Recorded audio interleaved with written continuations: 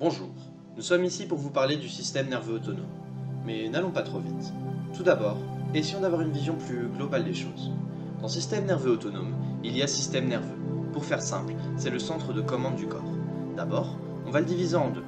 On va alors obtenir le système nerveux central et le système nerveux périphérique. C'est ce dernier qui nous intéresse, il gère les actions motrices. On le divise une nouvelle fois en deux parties. On obtient alors le système nerveux somatique et le système nerveux autonome.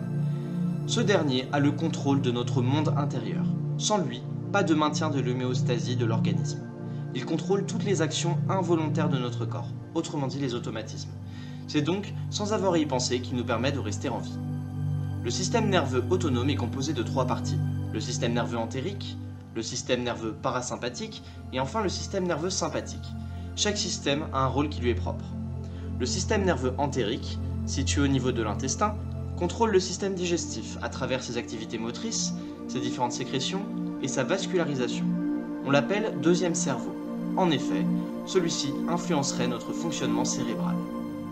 Le système sympathique est lui très actif en période de crise, durant laquelle il stimule la production des hormones du stress. Il a pour rôle d'accélérer le métabolisme ou encore de favoriser la libération du glucose. Ce système agit sur différents organes du corps.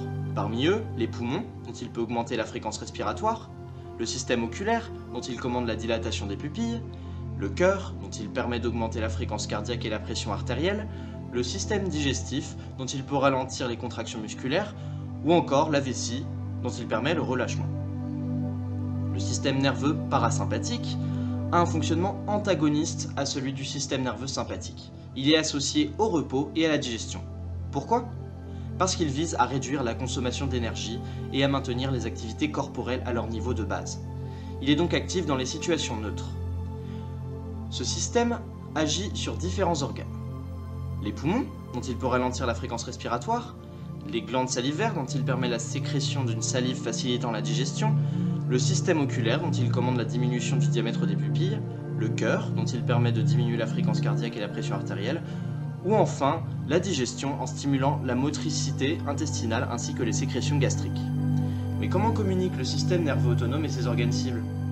Ces communications ont pour origine l'activité de deux types de neurones moteurs. Un neurone préganglionnaire qui part de l'encéphale ou de la moelle épinière, sa terminaison se trouvant dans un ganglion. Dans ces ganglions se trouve le corps cellulaire d'un neurone postganglionnaire dont l'axone rejoint l'organe cible, ici le cœur. Nous pouvons d'ailleurs voir ici le rôle des systèmes nerveux sympathiques et parasympathiques sur le rythme cardiaque. Vous savez désormais comment fonctionne le système nerveux autonome. Merci de votre attention.